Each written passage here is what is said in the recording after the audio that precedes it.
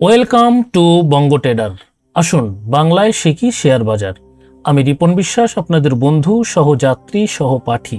আসুন একসাথে শেয়ার বাজার শিখি। আজকে এমন একটা টপিক নিয়ে এসেছি যে টপিকটা আপনি যদি বিস্তারিতভাবে না জানেন তাহলে আপনি ভুল করতে পারেন, আর ভুলের পরিণাম আপনার জেল পর্যন্ত হতে পারে। তাই এই ভিডিওটা আপনি মনোযোগ দিয়ে দেখবেন এবং সম্পূর্ণ দেখবেন যদি আপনি ট্রেডার হন। বিষয়টা হচ্ছে সিএফডি অর্থাৎ কন্ট্রাক্ট ফর ডিফারেন্স ট্রেডিং। এর বিস্তারিত তথ্য আপনাদের জানাবো। এই ভিডিওতে থাকছে সিএফডি অর্থাৎ কন্ট্রাক্ট ফর ডিফারেন্স ট্রেডিং কি, মানুষের মধ্যে এর প্রতি আগ্রহ কেন, এবং সিএফডি ট্রেডিং এর আইনত পরিণাম কি। তো ভিডিওটি শেষ পর্যন্ত দেখবেন, না হলে কিন্তু আপনি বুঝতে পারবেন না পুরোটা। দেখুন, সিএফডি ট্রেডিং কি এটা যদি আমাদের জানতে হয় তাহলে আগে জানতে হবে যে মার্কেট কিভাবে কাজ করে। মার্কেটে বায়ার থাকে, মার্কেটে সেলার থাকে, আর থাকে ট্রেডিং অ্যাপস বা ব্রোকার। এই ব্রোকারই কিন্তু ট্রেডিং অ্যাপসটা প্রোভাইড করে বায়ার বা সেলারদের বা কাস্টমারদের, আমাদের মতো লোক যারা রিটেল ট্রেডার তাদের এটা প্রোভাইড করে। কিন্তু স্টক হোক বা কমোডিটি হোক, এটা কিন্তু ওই ব্রোকারের কাছে থাকে না। এটা থাকে কোথায়? এটা থাকে হচ্ছে স্টক এক্সচেঞ্জে। এইবার এই বায়ার এবং সেলার যখন কোনো পার্টিকুলার একটা স্টক কিনছে বা কমোডিটি কিনছে, এইটা কিন্তু ব্রোকার তার অ্যাপসে রাখতে পারবে না, কারণ রাখার অথরিটি নেই। তাহলে এই স্টক বা কমোডিটি থাকবে কোথায়? তার জন্য সরকার একটা ডিপোজিটারি বানিয়ে রেখেছে। সেই ডিপোজিটারিতে গিয়ে ডিপোজিট হবে। যখন বায়ার এবং সেলার চাইবে যেটা বাই করতে বা সেল করতে, তখন ওই ডিপোজিটারি থেকে চলে যাবে এক্সচেঞ্জের কাছে এবং এক্সচেঞ্জের থেকে ওটা বিক্রি হয়ে চলে আসবে ট্রেডিং অ্যাপসে। তো স্টক এক্সচেঞ্জ থেকে কোথায় যাবে? স্টক এক্সচেঞ্জ থেকে চলে আসবে ব্রোকারের কাছে, তারপরে ওইটা চলে যাবে এই ডিপোজিটারিতে। এবার ডিপোজিটারিতে যাওয়ার পরে ওই ব্রোকার কিন্তু কখনোই ওটা সেল করতে পারবে না বা বাই করতে পারবে না। কখন পারবে? যখন বায়ার বা সেলার তার যে ইনস্ট্রুমেন্ট রয়েছে, অর্থাৎ কমোডিটি হোক স্টক হোক, যখন সে অথেন্টিকেশন দেবে তখনই কিন্তু ওটা বাই এবং সেল করতে পারবে। তাহলে বিষয়টা আবার একটু ক্লিয়ার করে দেওয়া যাক। দেখুন, বায়ার যখন একটা জিনিস বাই করতে চাইছে, একটা কমোডিটি হোক বা স্টক হোক, তখন ও ট্রেডিং অ্যাপসে সিগন্যাল পাঠাবে যে আমার পার্টিকুলার স্টক, আমার এত কোয়ান্টিটি চাই। একজন সেলার ঠিক সেরকম চাইবে যে আমার এই পার্টিকুলার স্টক বা কমোডিটি আমি সেল করতে চাই। তখন ও কি করবে? সেলার একটা সিগন্যাল পাঠাবে তার কাছে, ওই ট্রেডিং অ্যাপসের মাধ্যমে ব্রোকারের কাছে। কিন্তু ব্রোকারের কাছে তো স্টক নেই বা কমোডিটি নেই, আছে কার কাছে? আছে কিন্তু স্টক এক্সচেঞ্জের কাছে। তো ও সিগন্যাল পাঠিয়ে দেবে এক্সচেঞ্জের কাছে। এক্সচেঞ্জের কাছে মাল রয়েছে, বায়ার সেলারের সিগন্যাল চলে গেছে ব্রোকারের কাছ থেকে, তো ওখান থেকে বাই এবং সেল ওখান থেকে হয়ে যাবে, হয়ে ট্রেডিং অ্যাপসে আবার চলে আসবে যে তোমার বাই হয়ে গেছে, সিগন্যাল পাঠিয়ে দিল, হ্যাঁ হয়ে গেছে। এবার যখন ওটা কেনা হয়ে গেল, এটা পরের দিনই চলে যাবে কোথায়? চলে যাবে ডিপোজিটারিতে। এই ডিপোজিটারি হচ্ছে গভর্নমেন্ট বানিয়ে রেখেছে, সরকার বানিয়ে রেখেছে, যে এই যে বাই সেল হচ্ছে কোটি কোটি টাকার, হাজার কোটি টাকার, লক্ষ কোটি টাকার যে বাই সেল হচ্ছে কমোডিটি বা স্টক, তো এইগুলো যদি কোনো ব্রোকারের কাছে থাকে, তো ব্রোকার তো যে কোনো সময় পালিয়ে যেতে পারে, নীরব মোদি, মেহুল চোকসি হয়ে যেতে পারে। তো সেজন্যে গভর্নমেন্ট একটা ডিপোজিটারি বানিয়ে রেখেছে। এই ডিপোজিটারি দুটো আছে, একটা আছে এনএসডিএল, আছে হচ্ছে সিডিএসএল। তো এখানে গিয়ে জমা থাকবে। আবার যখন বাই করতে চাইবে বায়ার এবং সেলার, তখন আবার এই বায়ার সেলার সিগন্যাল পাঠাবে এবং অথেন্টিকেশন দিয়ে, অথেন্টিকেশন ছাড়া এই ব্রোকার কখনো এনএসডিএল বা সিডিএসএল কে কিছু করতে পারবে না। তো যে অথেন্টিকেশন দেওয়ার পরে ও কি করবে? আবার এক্সচেঞ্জের কাছে পাঠিয়ে দেবে যে এই মালটা রয়েছে, এই মালটা বেচে দাও, আমার গুদামে রয়েছে, গুদাম থেকে তোমার কাছে পৌঁছে যাবে। তো এনএসডিএল সিডিএল হচ্ছে গুদাম। তো ও অথেন্টিকেশন দেওয়ার পরে যখন বাই করলো বা সেল করলো, তখন আবার এক্সচেঞ্জের দ্বারা ওটা বাইং সেলিং হচ্ছে। তো আপনারা দেখতে পাচ্ছেন যে যে ট্রেডিং অ্যাপ বা ব্রোকার সে কিন্তু টাকা রাখতে পারছে না, বা স্টকটা তার কাছে থাকছে না, থাকছে এনএসডিএল বা সিডিএসএল, অথবা যাকে বলে ডিপোজিটারি, এই ডিপোজিটারিতে থাকছে। কেন থাকছে? কারণ এ যদি টাকা মেরে দেয় তাহলে এই পাবলিকের টাকা ফেরত দেওয়ার সরকারের পক্ষে খুব দুঃসাধ্য হয়ে যাবে, এবং এই যে প্রক্রিয়াটা আছে এই প্রক্রিয়াটার উপরে মানুষের বিশ্বাস থাকবে না, তখন লোকে ট্রেডিং করবে না।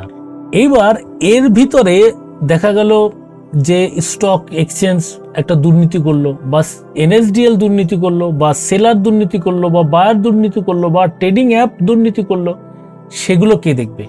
সেগুলো দেখার জন্য সেবি রয়েছে। সেবি হচ্ছে security and exchange board of India. এ সবার প্রতি কিন্তু নজর রেখেছে যে কেউ যদি কোনো ভুল করে, রুলস ব্রেক করে, তাহলে তার উপরে সাজা হতে পারে। আরেকটা রয়েছে, এর উপরও আরেকজন রয়েছে, সেটা হচ্ছে আরবিআই। আরবিআই এবং সেবি এই সমস্ত প্রক্রিয়ার উপরে নজর রেখেছে। এর জন্যে আমাদের স্টক মার্কেটে দুর্নীতি কম হয়, তবুও কিন্তু দুর্নীতি হয় না তা নয়, কিন্তু তারপরে সেটার বিচারও হয়। এইবার আমরা সিএফডি ট্রেডিং এ কিভাবে কি হয় সেটা একবার জানি। দেখুন, সিএফডি ট্রেডিং কি? সিএফডি ট্রেডিং হচ্ছে কন্ট্রাক্ট ফর ডিফারেন্স। এখানে কি থাকে? এখানে কোনো ব্রোকারেজ চার্জ নেই, হাই লেভারেজ 2000x পর্যন্ত, এখানে 200x দেওয়া রয়েছে, 2000x পর্যন্ত লেভারেজ দেয়, এবং 24x7 ট্রেডিং টাইম থাকে, অর্থাৎ 24 ঘন্টা ট্রেডিং অ্যাপ খোলা রয়েছে। আপনার যখন মর্জি তখন ট্রেড করুন, কি সুবিধা। তারপরে রয়েছে অন্য কোনো চার্জ নেই, যেরকম আমরা স্টক মার্কেটে দেখেছি যে ব্রোকার রয়েছে, ওখানে এক্সচেঞ্জ রয়েছে, আমাদের ওখানে কিন্তু ব্রোকারকে চার্জ দিতে হয়, ডিপোজিটারিতে চার্জ দিতে হয়, এক্সচেঞ্জকেও চার্জ দিতে হয়, কিন্তু সিএফডিতে কোনো চার্জ নেই। কি মজা না? ব্রোকারেজ নেই, হাই লিভারেজ দিচ্ছে, 24x7 ট্রেডিং টাইম রয়েছে, অন্য কোনো চার্জ নেই, কি মজা কি মজা। কিন্তু এই মজা কিন্তু সাজাতে পরিণত হতে পারে। কিভাবে? চলুন আমরা জানবো সিএফডি ট্রেডিং অ্যাপ কিভাবে কাজ করে। সিএফডি ট্রেডিং এর জন্য অবশ্যই বায়ার আছে এবং সেলার রয়েছে, আর রয়েছে ট্রেডিং অ্যাপ বা ব্রোকার, যেটা সিএফডি ও রয়েছে।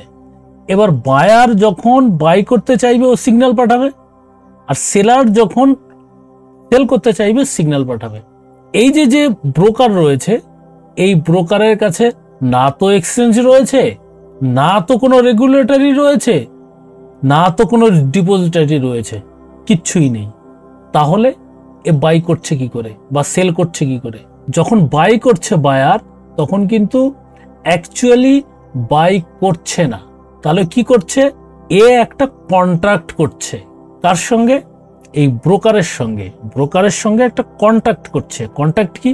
ধরুন রিলায়েন্সের শেয়ার আমার মনে হলো যে এটা বাড়বে, তো আমি 10টা শেয়ার আমি কিনলাম, বা 100টা শেয়ার বা 500 শেয়ার আমি কিনলাম। তো আমি সিগন্যাল পাঠালাম কার কাছে? সিগন্যাল পাঠালাম ব্রোকারের কাছে। ব্রোকার অ্যাকসেপ্ট করে নিল, ঠিক আছে তুমি কিনে নাও, যে টাকা আছে ওই টাকা আমাকে দাও, কিনে নাও। বা এতে তো লিভারেজ রয়েছে, 100x লেভারেজ বা 200x লেভারেজ রয়েছে, ওর মন মর্জি ও কিনে নিল। এবার কেনার পরে ও কন্ট্রাক্ট করলো অ্যাপসের সঙ্গে, ঠিক আছে তোমার একটা ভার্চুয়াল তুমি পেয়ে গেলে এই তোমার শেয়ার, কিন্তু তুমি তো বিক্রি করবে বাবা, তুমি তো ওটা নিয়ে খাবে না, ওটা তো তোমাকে বিক্রি করতে হবে। তো যখন বিক্রি করবে তখন ওই যে ডিফারেন্সটা থাকবে, অর্থাৎ যে দামে ও বাই করেছে আর যে দামে সেল করেছে তার যে ডিফারেন্স রয়েছে, সেই ডিফারেন্সে লাভ হোক বা লস হোক সেই ক্যালকুলেট করে পয়সাটা দিয়ে দেবে বা পয়সাটা নিয়ে নেবে ব্রোকার। অর্থাৎ এর কাছে কোনো শেয়ার নেই, এ শুধু একটা কন্ট্রাক্ট করলো যে 10টা শেয়ার রিলায়েন্সের বায়ার কিনেছে, ধরুন 2000 টাকা দিয়ে শেয়ার কিনেছে, ইন্টু 5টা শেয়ার কিনেছে, তো কত হলো? 10,000 হলো।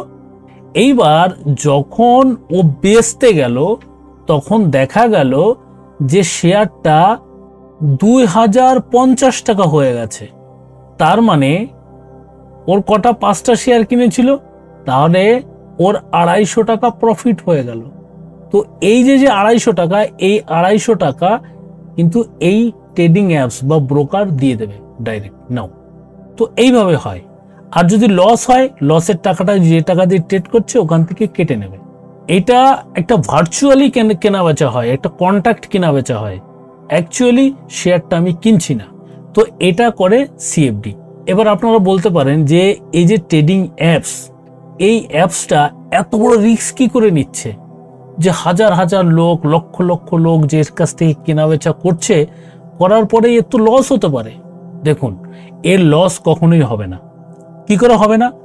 আমরা জানি যে মার্কেটে 95% ট্রেডার লস মেকিং ট্রেডার, তারা লস করে। প্রফিট করে কত? 5%। তো এরা ভালো করেই জানে যে এ যে ট্রেডিং করছে আমার কাছে, এ লস করবে। আর সব থেকে বড় কথা, এ দিচ্ছে লেভারেজ। এরা 2000x পর্যন্ত লেভারেজ দেয়। এবার লেভারেজ পাওয়া মানে লোকে তো মনে করবে আমার কাছে 100 টাকা আছে, আমি 1 লাখ টাকার ট্রেড নিয়ে নেব।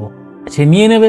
এবার একটা ক্যান্ডেল সহ্য করতে পারবে না, সঙ্গে সঙ্গে ওর লিকুইডেশন চলে আসবে, অর্থাৎ পুরো টাকাই শেষ। ওর লাভ হয়ে গেল কার? লাভ হয়ে গেল ট্রেডিং অ্যাপসের। তো এই জন্যে এরা লেভারেজ দিয়ে থাকে। তো এদের ক্যালকুলেশন করা রয়েছে, এরা বছরের পর বছর কাজ করেছে এবং দেখেছে যে যারা ট্রেডার তারা লস করছে, এই লসের টাকাটা ও কামিয়ে নেয়। তো এইভাবেই এদের বিজনেসটা চলে। এইবার কথা হচ্ছে, মানুষের মধ্যে সিএফডি ট্রেডিং এর প্রতি আগ্রহ কেন এত? এর আগ্রহ আগেই আপনারা বুঝতে পেরেছেন যে কি আগ্রহ থাকতে পারে। হায়ার লেভারেজ দিচ্ছে, অর্থাৎ কম টাকা দিয়ে অনেক টাকা ট্রেড নেওয়া যায়। আমাদের ইন্ডিয়ান স্টক মার্কেটে আপনি 5x পর্যন্ত লেভারেজ পাচ্ছেন, তাও আপনার ইন্টারডেতে, অর্থাৎ আপনার কম সময়ে। অর্থাৎ 9টা 15 মার্কেট ওপেন হয় আর 3টে 15তে বন্ধ হয়ে যায়। তো এই যে সময়, এই সময়ের মধ্যেই পর্যন্ত আপনি 5x পর্যন্ত লেভারেজ পাচ্ছেন, আপনি হোল্ড করতে পারবেন না। আর এখানে হায়ার লেভারেজ দিচ্ছে, আপনার 2000x পর্যন্ত লেভারেজ দিচ্ছে, কিন্তু এর কোনো টাইম লিমিট নেই। 24x7 আপনার ট্রেডিং চলছে, আপনি হোল্ড করে রেখে দিন, আপনাকে কেউ মানা করবে না। অর্থাৎ আমাদের ইন্ডিয়ান স্টক এক্সচেঞ্জে যদি টাইম পুরো হয়ে যায়, তাহলে আপনি যদি ইন্টারডে ট্রেড করেন, তাহলে আপনাকে সঙ্গে সঙ্গে স্কোয়ার আপ করে দেবে এবং এর জন্যে ব্রোকার আপনার থেকে চার্জ নিয়ে নেবে। কিন্তু এখানে আপনার 2000x পর্যন্ত লেভারেজ দিচ্ছে, তবুও টাইমের কোনো বাউন্ডারি নেই, আপনাকে এতটা সুযোগ দিচ্ছে। সেই জন্যে লোকে উৎসাহিত হয়। দ্বিতীয় কারণ হচ্ছে লঙ্গার ওয়ার্কিং আওয়ার। এবার এটা 24x7 চলে, অর্থাৎ 24 ঘন্টা চলছে মার্কেট। তো কেউ ধরুন জব করে বা কেউ স্টুডেন্ট, তার সময় নেই, তার সময় রাত্রে, সে রাত্রেও ট্রেড করতে পারছে। তার যখন খুশি তখন সে ট্রেড করতে পারছে, টাইমের কোনো বাউন্ডারি এখানে নেই। কেউ রাত্রে ট্রেড করছে, কেউ দেখে আজকে কাজ নেই, আজকে ছুটির দিন রবিবার, আজকে ট্রেড করবো, তো আজকে ট্রেড করছে, সেটা করতে পারে। এটা কখনোই বন্ধ হয় না, সেজন্য লোকে উৎসাহিত হয়। আরেকটা জিনিস কিন্তু এখানে খুব ভাইটাল, সেটা হচ্ছে হায়ার অ্যাকুরেসি অফ রিচার্জ। এটা খুব একটা ইন্টারেস্টিং বিষয় যে আমরা স্টক মার্কেটে যখন কাজ করি, আমাদের যে অ্যানালাইসিসগুলো হয়, এই অ্যানালাইসিসগুলো ফেল হয় খুব। কিন্তু সিএফডিতে এই অ্যাকুরেসি কিন্তু অনেক বেড়ে যায়। কেন বাড়ে? কারণ এখানে ভলিউম অনেক বেশি, অর্থাৎ প্রচুর লোক ট্রেড করছে। শুধু ইন্ডিয়ান নয়, পুরো ওয়ার্ল্ড ওয়াইজ লোকে ট্রেড করছে ওই অ্যাপস দিয়ে। এবার ক্রাউড যত বেশি হবে, যত ভলিউম বেশি হবে, যত লোক ইনভলভ হবে, তত টেকনিক্যাল অ্যানালাইসিসের অ্যাকুরেসি বেড়ে যাবে। এইটা হচ্ছে সব থেকে বড় আরেকটা কারণ যে অ্যাকুরেসি খুব ভালো হয়। আপনারা অবশ্যই গেস করেছেন যে এরকম কোন কোন অ্যাপস রয়েছে যেটা 24x7 চলে মার্কেট, এবং সেগুলো সিএফডি। আপনারা গেস করেছেন। এবার একটা তথ্য আপনাদের দেই আরবিআই অনেকগুলো ট্রেডিং অ্যাপ কিন্তু অবৈধ ঘোষণা করে দিয়েছে অলরেডি, এবং সেটা তার ওয়েবসাইটে লিস্ট দিয়ে দিয়েছে, তবুও লোকে তাতে ট্রেড করছে। আপনারা যদি জানতে চান যে কোন কোন অ্যাপস ব্যান করে রেখেছে আরবিআই, তাহলে অবশ্যই টেলিগ্রাম চ্যানেল জয়েন করুন। ডেসক্রিপশনে টেলিগ্রাম চ্যানেলের লিঙ্ক দেওয়া রয়েছে, সেখানে সমস্ত কিছু দেওয়া রয়েছে, সেখানে গিয়ে আপনি দেখে আসতে পারেন। সব থেকে বড় প্রশ্ন হচ্ছে, এই ট্রেডিং অ্যাপসে এত সুবিধা দিচ্ছে, তারপরেও ভারত সরকার কেন এগুলোকে অবৈধ ঘোষণা করে রেখেছে? খুব ভালো প্রশ্ন। এর অবৈধ করার পিছনে অনেকগুলো কারণ রয়েছে। প্রথম কারণ হচ্ছে এরা টাকা মেরে পালিয়ে যায়। এরকম অনেক ঘটনা এসছে আরবিআইয়ের নজরে, যে অনেক অ্যাপস তৈরি হয়েছে, ট্রেডিং শুরু হয়েছে, লোকে টাকা ডিপোজিট করছে, প্রচুর টাকা ডিপোজিট করছে। এবার দেখা গেল অনেক টাকা হয়ে গেছে, তখন ওই ট্রেডিং অ্যাপসটা রাতারাতি বন্ধ হয়ে যায়। তারা পালিয়ে যায়। এবার পালিয়ে গেলে গভর্নমেন্ট কি তাদের ধরতে পারে না? এবার কথা হচ্ছে, ধরবে কি করে? কোথাও তো তার রেজিস্ট্রেশন নেই, কোনো জায়গা তো রেজিস্ট্রেশন থাকতে হবে। কে চালাচ্ছে, কোথার থেকে চালাচ্ছে, এগুলো জানতে হবে তো আগে। তার তো মাথা মুন্ডু নেই, ধরবে কোথার থেকে? তাকে ধরার কোনো উপায় পায় না। তার জন্য কি করেছে গভর্নমেন্ট? তার জন্যে foreign exchange management act, FEMA, এই ফেমা একটা রুলস নিয়ে আসছে। রুলস কি? রুলস হচ্ছে সিএফডি ট্রেডিংটাকে বন্ধই করে দাও, ভারতবর্ষে এটা ইললিগ্যাল ঘোষিত করে দাও। তো এটা ভারতবর্ষ থেকে ইললিগ্যাল ঘোষিত হয়ে গেছে, তবুও কিন্তু চলছে। এরপরে এই ফেমা কিন্তু আরেকটা রেগুলেটরি নিয়ে এসছে। সেটা কি? সেটা হচ্ছে এই সিএফডিতে যারা ট্রেডিং করছে, সেটা কিন্তু ফরেন এক্সচেঞ্জ ম্যানেজমেন্ট অ্যাক্টকে অমান্য করছে, এরকম একটা রেগুলেশন নিয়ে এসছে, এবং বলছে যে এদের ফেমা অ্যাক্টে তাদের বিচার হবে যারা এগুলো ব্যবহার করছে। এবার ফেমা অ্যাক্ট কি? ফরেন এক্সচেঞ্জ ম্যানেজমেন্ট হচ্ছে ফেমা।